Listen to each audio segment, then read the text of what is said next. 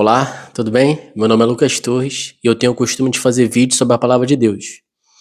No vídeo de hoje, eu gostaria de fazer um estudo comparado entre dois textos que se encontram, o primeiro em 1 Reis, capítulo 14, do versículo 21 ao versículo 31, e o segundo se encontra em 2 Crônicas, capítulo 12, do versículo 1 ao versículo 12.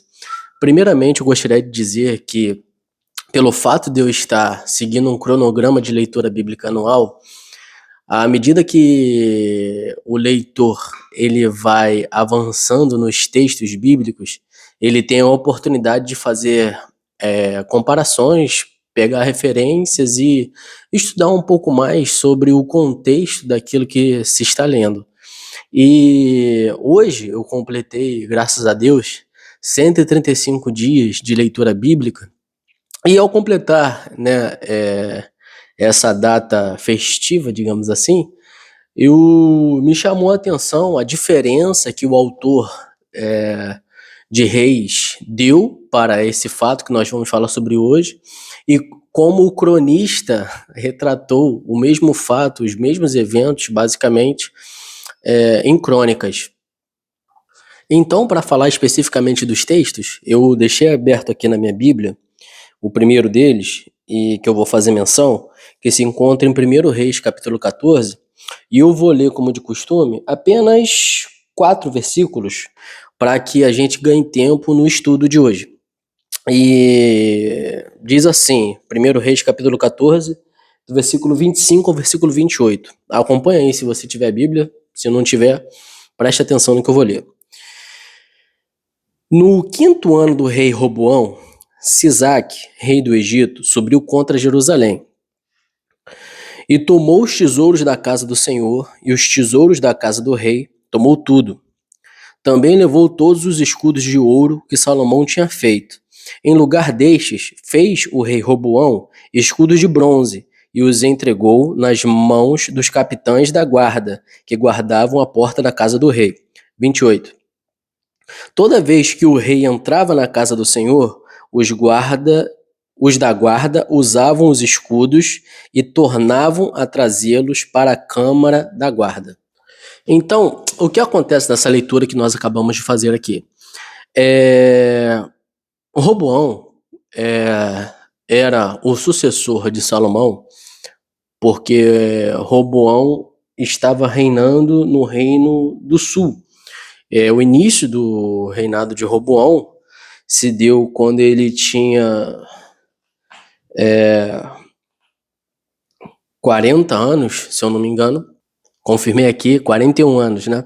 41 anos começou a reinar Roboão, e ele reinou 17 anos em Jerusalém, que era a cidade capital, a única capital perene que teve o Reino do Sul. Em outros vídeos, você pode acompanhar nos cards aqui em cima também, eu falei sobre as capitais que houve que o Reino do Norte teve. Falei sobre o contexto da divisão das tribos da nação de Israel em Reino do Norte e Reino do Sul. Você pode acompanhar também seguindo o canal, buscando os vídeos passados ou nos cards aqui em cima. Eu vou tentar colocar os cards aqui em cima. Ou você pode dar uma pesquisada aí na sua Bíblia, que você vai encontrar a história completinha. Mas, voltando aqui, diz a Bíblia que, nesse texto que nós acabamos de ler, que Roboão, ele começou a passar uma grande dificuldade quando o faraó, chamado Sisaque, resolveu ir contra o seu reinado e ir contra Judá, que era o Reino do Sul. E para ajudar aqui o nosso estudo, eu fiz uma tabelinha bastante interessante sobre as diferenças sobre o mesmo texto, o mesmo evento, que são retratadas no livro de Reis, que nós acabamos de ler, e no livro de 2 Crônicas, capítulo 12. E a primeira diferença é o foco principal.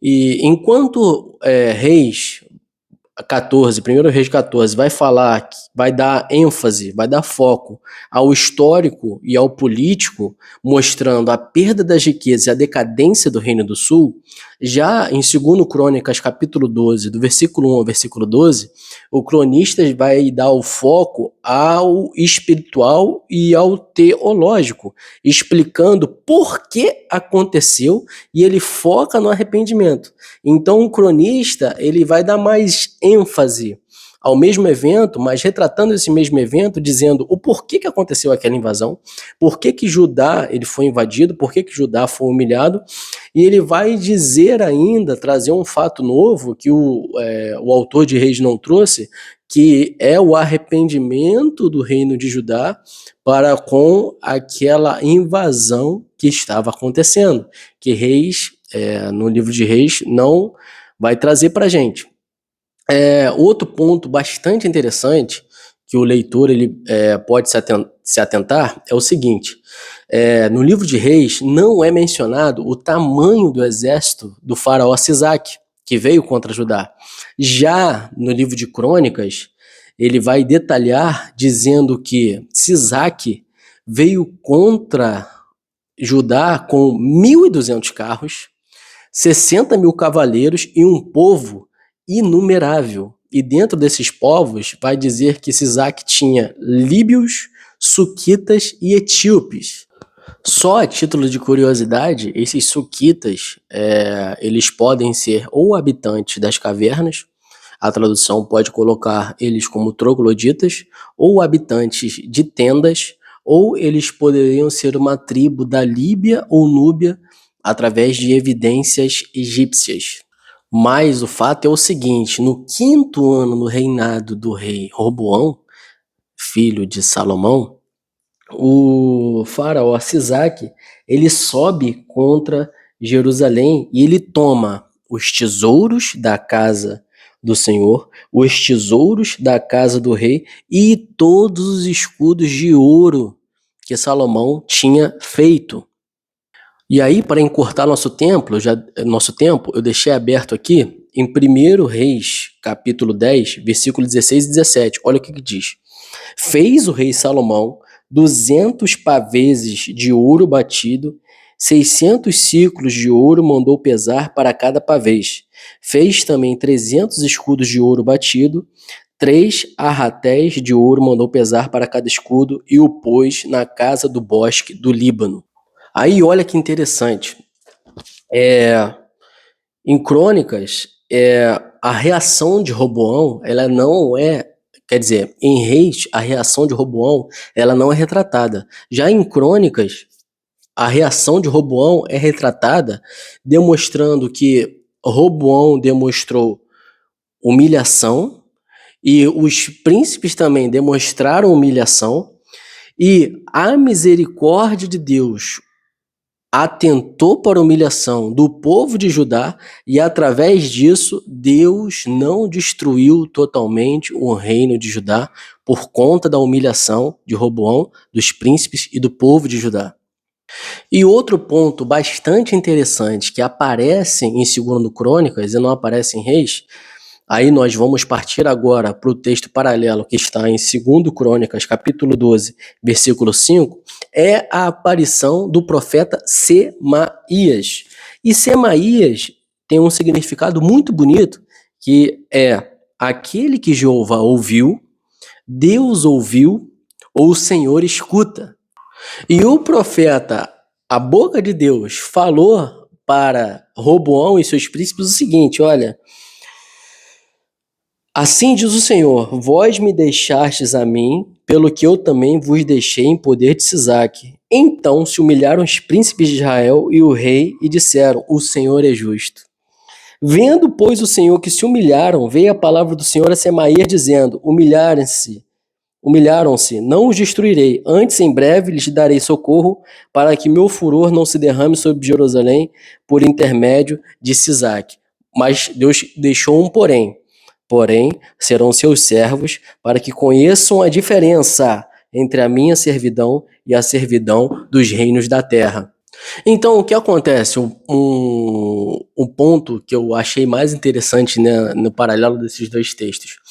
Sisaque, ele vai contra Judá, ele vai contra Roboão, ele toma cidades fortificadas que pertenciam a Judá e ele já estava indo em direção a Jerusalém.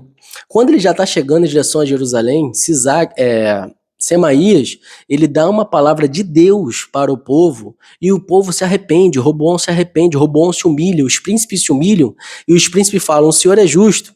Mas aí Deus falou: olha, porque vocês se humilharam, vocês não vão ser destruídos completamente, mas vocês vão aprender a diferença daquele que me serve e o que é ser servo dos homens, o que é ser servo dos inimigos. E aí nós chegamos nos textos que nós lemos, que está em Reis, no início. Sisaque, ele leva 300 escudos de ouro batido e ele leva 200 paveses de ouro batido. E a Bíblia vai falar, a referência lá em 1 Reis, capítulo 10, 16 e 17, que cada escudo de ouro tinha, os escudos de ouro, os 300 escudos, tinham um total de 300 ciclos de ouro para cada escudo. E os 200 paveses de ouro tinham um total de 600 ciclos de ouro para cada paveses.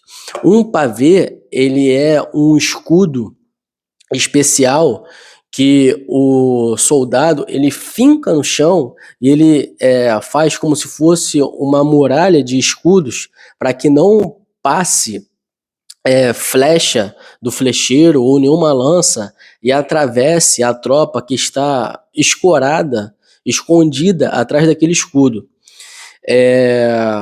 Isso é um pavê.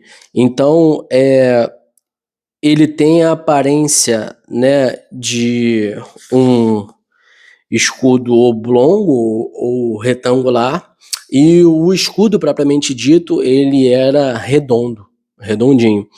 E diz a Bíblia que Sisaque, ele leva embora os tesouros da casa do Senhor, os tesouros do rei e os escudos que Salomão tinha feito. E eu fui fazer a conversão para esse estudo e eu vi que, olha que interessante, um ciclo equivale a aproximadamente 11,4 gramas de ouro. 300 ciclos equivaleriam a 3,42 quilos de ouro puro por escudo. Ou seja, cada escudo redondo que Salomão fez, cada escudo desse, tinha de ouro puro 3,42 quilos. 300 escudos de ouro puro dariam, na conversão, 1.026 quilos de ouro puro. Ou seja, só de escudo, Sisaque levou de Judá mais de 1 tonelada de ouro. Se nós formos pegar em relação aos paveses, os paveses tinham 600 ciclos de ouro batido. Isso dá, na conversão, 1.368 quilos de ouro só de paveses. Ou seja, no total, Sisaque levou só de escudos de ouro o total de 2,4 toneladas de ouro puro. Sisaque levou de Judá 2,4 toneladas de ouro puro. Hoje eu fui tentar fazer a conversão aqui, eu fiz a conversão, e se nós levarmos em conta, tá, a grama do ouro a R$740, se levarmos em conta a grama do ouro a R$740, Sisaque deu um prejuízo e levou de Judá aproximadamente 1,77 bilhão de reais. Sisaque, nessa invasão, levou de Judá 1,77 bilhão de reais.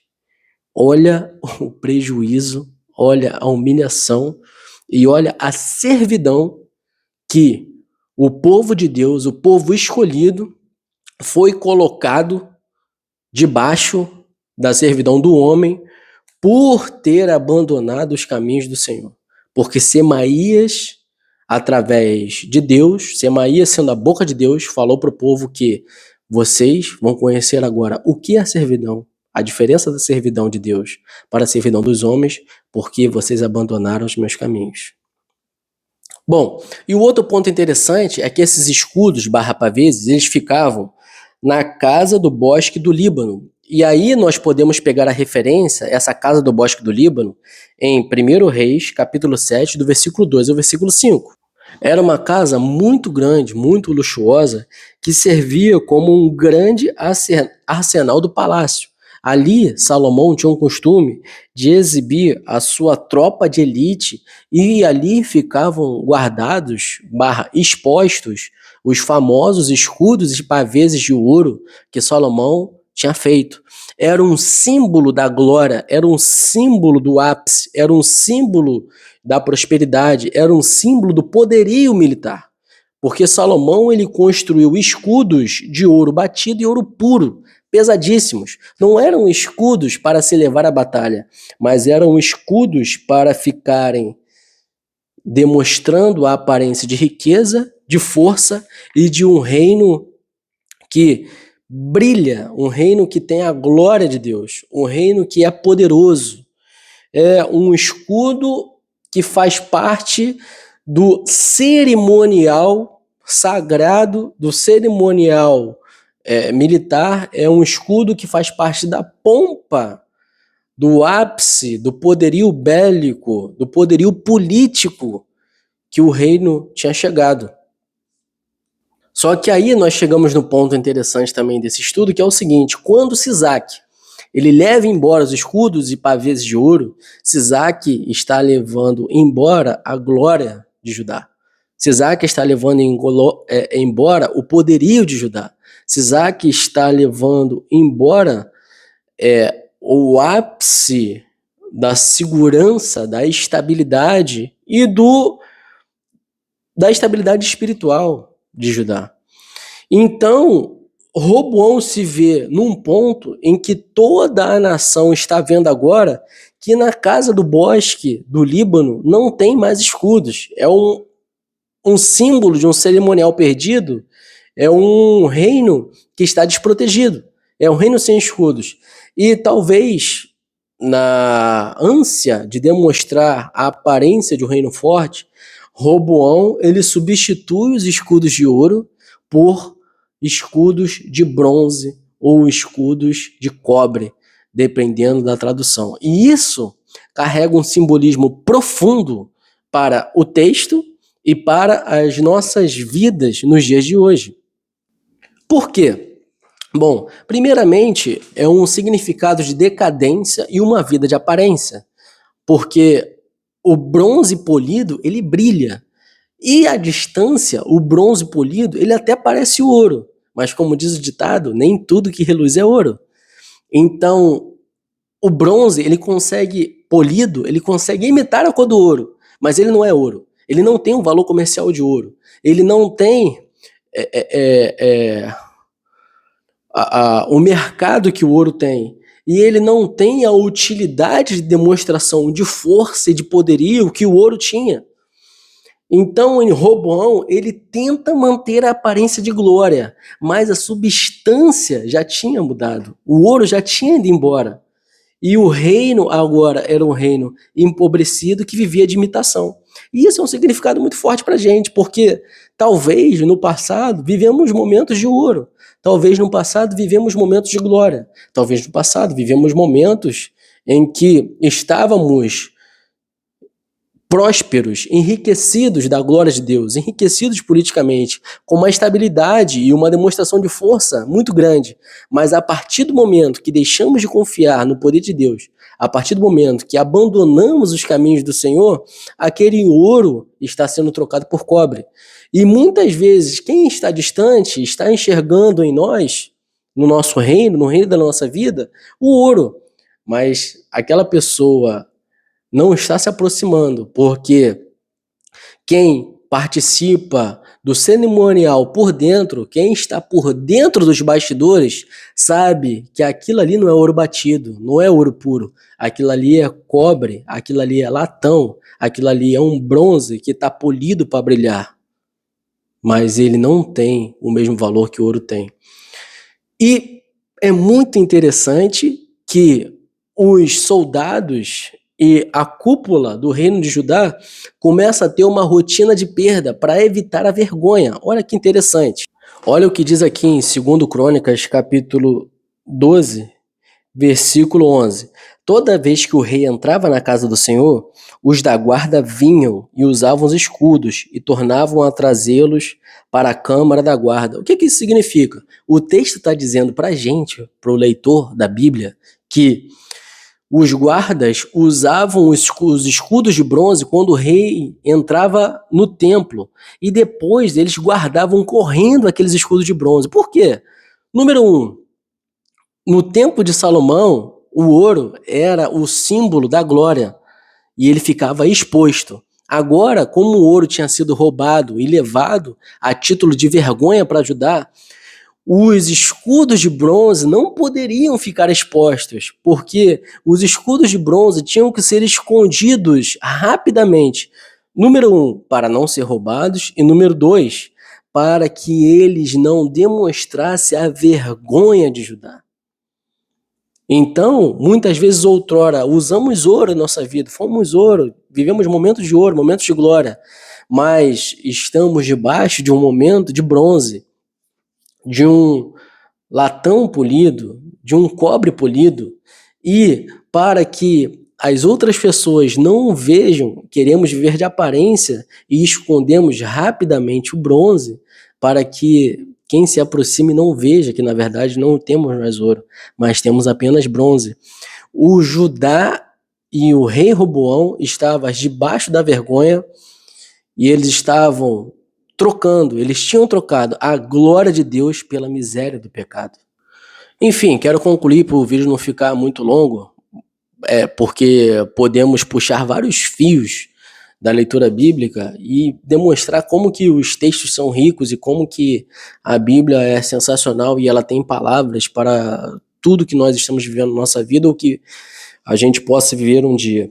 Mas vou terminar com uma curiosidade, um ponto que o leitor deixa passar despercebido, que é o seguinte: esse Sisaque que estava invadindo Judá, ele tinha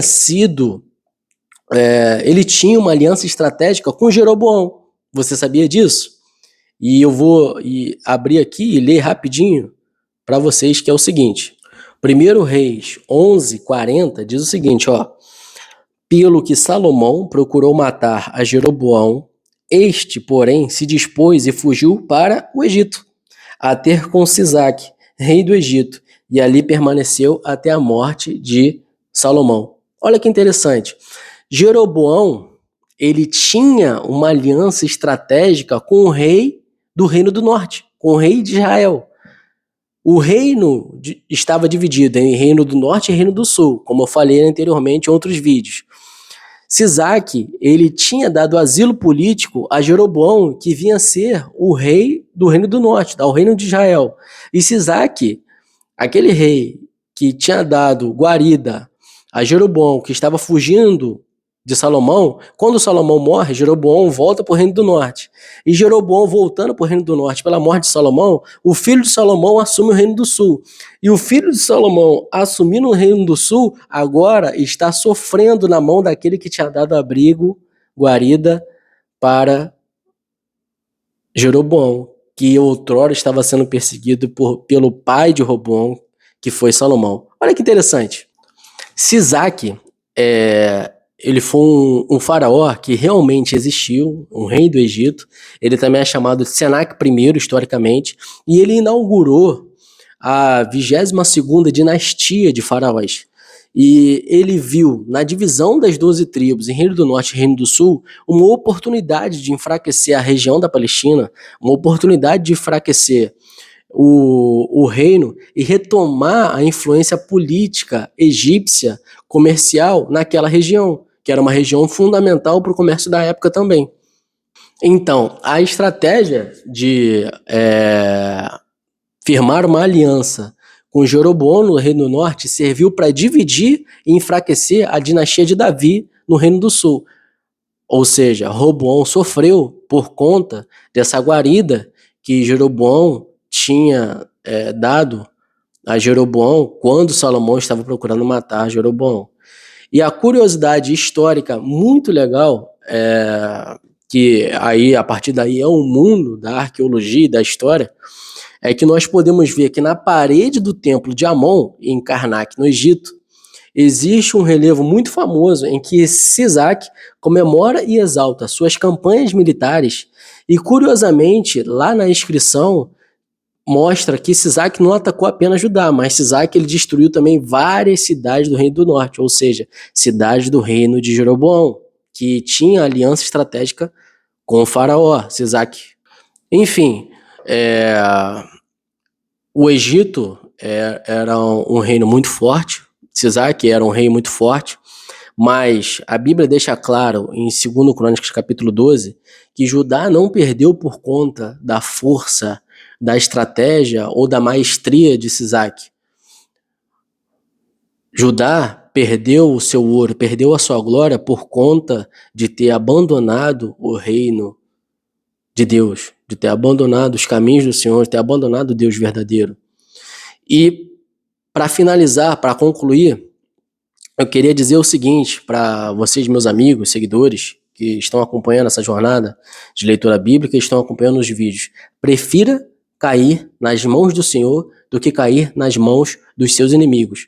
Prefira cair nas mãos de Deus do que cair nas mãos dos homens. Prefira ser servo do Senhor do que ser servo de um homem, do que ser servo de um rei, do que ser servo de um presidente, do que ser servo de um ministro. Seja servo de Deus.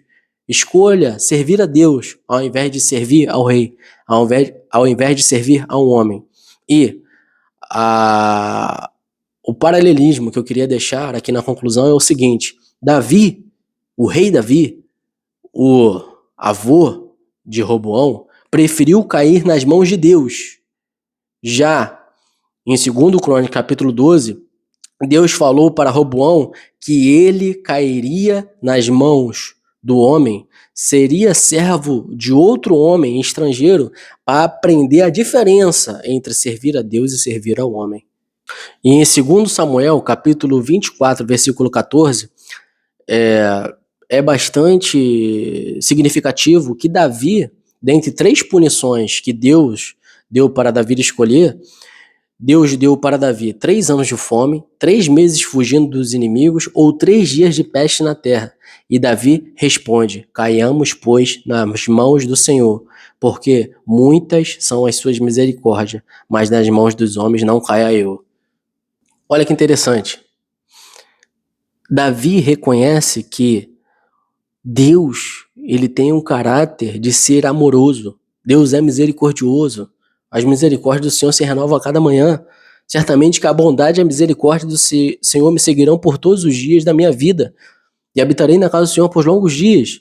Davi, ele sabia que a disciplina de Deus, ela é terapêutica. A disciplina de Deus, ela é justa. A disciplina de Deus é limitada. A disciplina de Deus, ela produz frutos.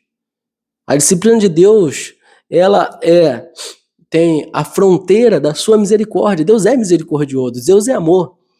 O homem, por outro lado, ele é cruel, ele é vingativo, ele é rancoroso, ele quer expor ao máximo, ele quer humilhar. E Davi, ele escolhe a vulnerabilidade total diante de Deus.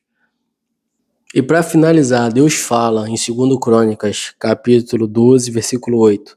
Porém serão seus servos, para que conheçam a diferença entre a minha servidão e a servidão dos reinos da terra.